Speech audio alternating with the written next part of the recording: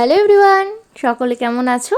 চলো আজকে তোমাদের সঙ্গে একটু গাছের ভিডিও শেয়ার করি। তোমরা দেখি আমার এই গাছপালা লাগানোর ভিডিও দেখতে বা গাছ দেখতে খুবই ভালোবাসো, তাই আজকে সেগুলোই শেয়ার করছি। এখানে ডালিয়াগুলো বসিয়েছিলাম কদিন আগে, একটু বড় হয়ে গেছে, আবার নতুন পাতা ছেড়েছে, আর তার সাথে চন্দ্রমল্লিকাও আছে, আর পুদিনা পাতার গাছগুলো কি সুন্দর হয়েছে দেখতে পেলে।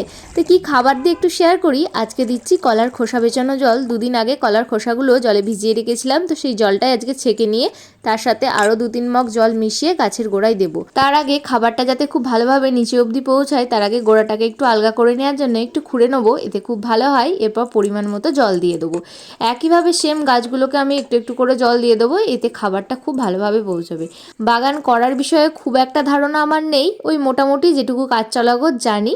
বাড়িতেও আমার ছোট্ট বাগান ছিল, আর এখন শ্বশুর বাড়িতে এসে নতুন নতুন বাগান করছি। গাছ ভালোবাসি আর গাছ বসাতেও ভালোবাসি, তাই যেমন যেটুকু পারি বসাই। এখন দেখাচ্ছি আমাদের বাইরের বাগানটায়, বাড়ির পাশেই একটা বাগান আছে, তো সেখানে এবারে আমরা চাষ করেছি সবজি।